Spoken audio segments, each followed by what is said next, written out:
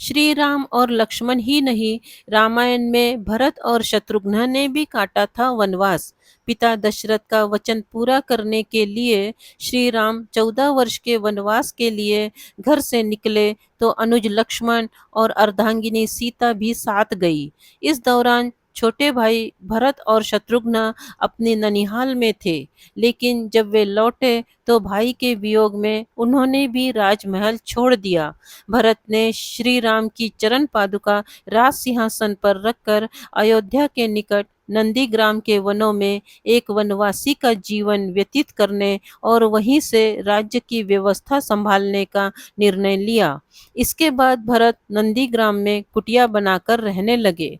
उन्होंने भूमि में एक गड्ढा बनाया ताकि उनका स्थान हमेशा श्री राम से नीचे रहे। वह यहाँ जमीन पर सोते थे और नदी पोखरे का पानी पीते, कंदमूल फल खाते। वे प्रतिदिन श्री राम के चरण पादुका की पूजा करते व अयोध्या का राजकाज संभालते। इधर तीनों भाइयों के राजमहल छोड़कर जंगल में रहने से आहत चौथे भाई शत्रुघ्न ने भी अयोध्या छोड़ने का फैसला कर लिया। बिना किसी को बताए वह नंदीग्राम में ही जाकर भाई भरत की कुटिया के बाहर तपस्वी की तरह रहने लगे।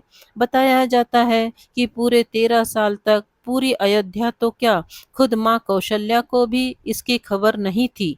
एक दिन रात के समय राजमहल की छत पर कौशल्या ने शत्रुघ्न की पत्नी श्रुतकीर्ति को अकेले टहलते देखा तो चौंक उठी। उन्होंने तत्काल पहरेदारों के जरिए उन्हें बुलाया।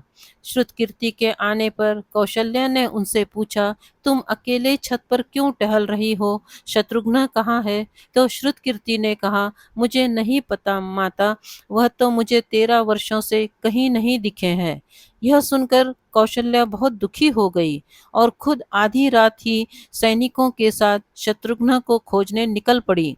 कई जगह पूछने पर पता चला कि वह नंदीग्राम में है।